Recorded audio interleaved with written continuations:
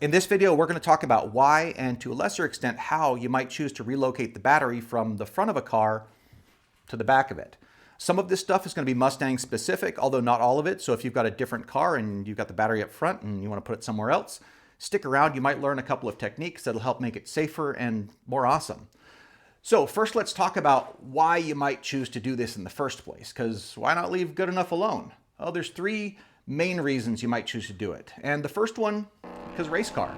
If you have a car with the engine up front and the drive axle in back, you might have a pretty bad weight distribution. There's some exceptions to this, but for the most part, you're going to have all the heavy stuff up front, not so much in back, which means you can't necessarily put the power down as well as you want to, and it also might mean that all four wheels aren't doing an equal job when you're going around a track and going around corners.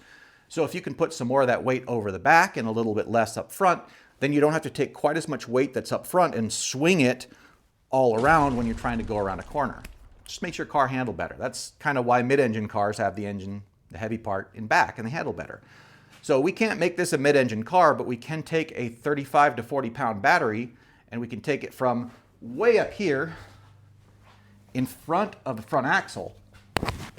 We can take this bad boy, we can stick it in back over the rear axle if we want to. The other thing we can of course do is get a lighter battery. Sometimes you can just put a lighter battery up front, but those are expensive and it doesn't solve the problem. It just kind of mitigates it a little bit. Another reason you might choose to do a battery relocation is because show car. If you've done a lot of work under the hood, if you've done a motor swap, you've done turbos, you've done other stuff to beautify the engine compartment, why would you want some big old black box just sitting there with wires hanging off of it, taking away from the star attraction? Like my man SN95 Power Channel, I'll put a link right up here. He's got a beautiful SN95, he's done a Coyote swap in it, and he's made that the showpiece. So when you pop the hood, you can't see anything but that. And it's beautiful, and he's put a lot of work into it, and he should be proud of it. And so he should be able to take it to shows and show off his hard work.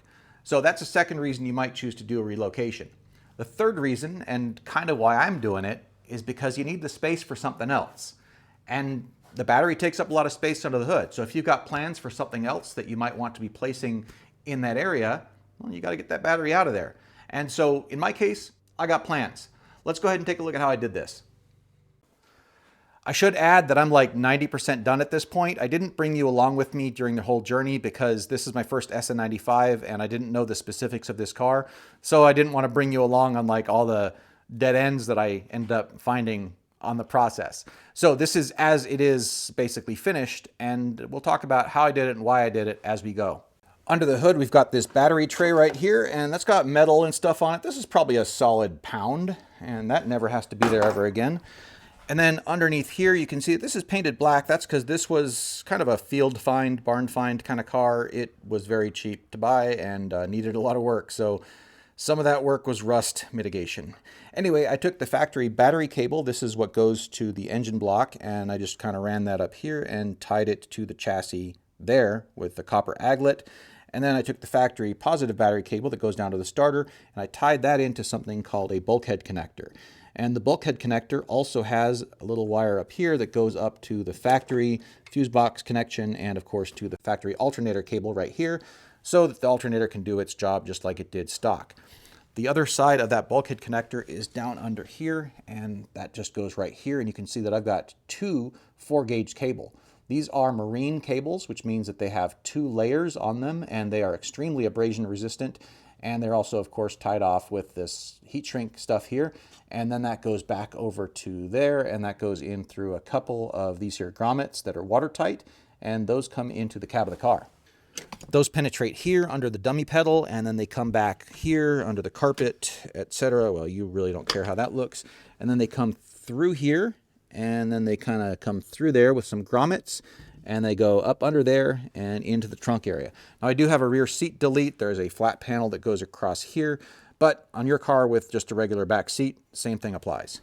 Back here we've got 2 100 amp circuit breakers, and those are connected to an S925 Motorsports battery in a cage, and that is low enough that when I put a straight edge across here, I've got room between that and the battery post, so the battery post is not bearing the weight of anything I put on top of this, so I can put my flat load floor in there.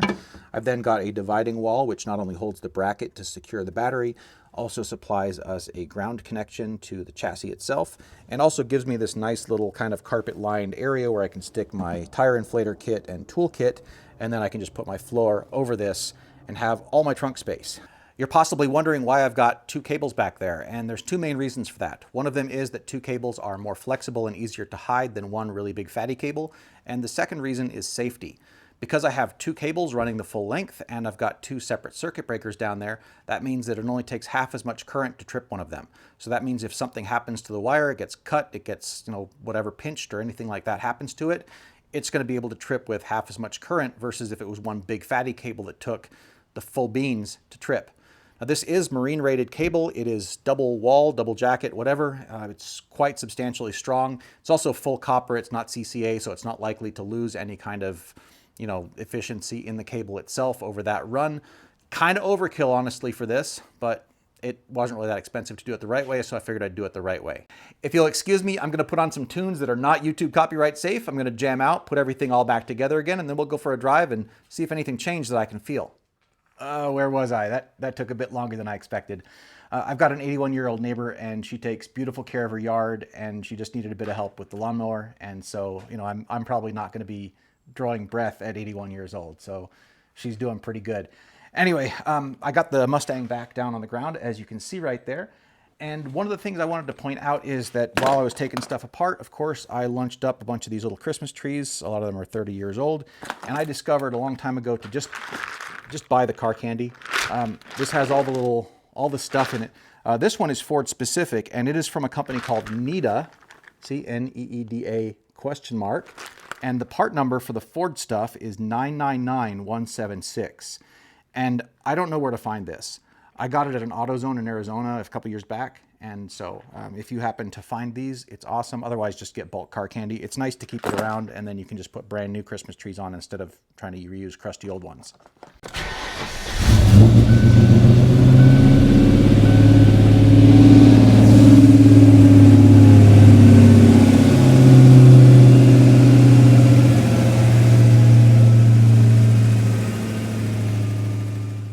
I'm sorry, there's no real satisfactory position for you to be in this car right now.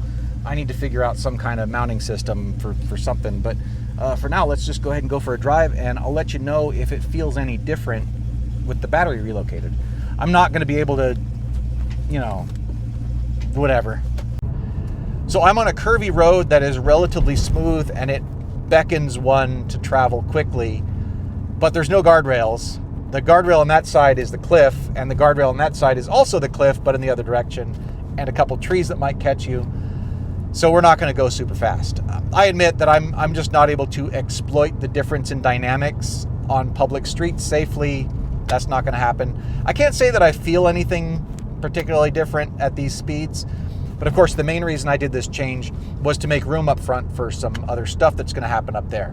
If you want to know what's going to happen up there, you're probably going to have to click on that subscribe button, because I'm not going to come to your house and knock on your door and let you know, but the subscribe button will do just as good. So anyway, sorry my face is dark. Thank you very much for tuning in. See you next time.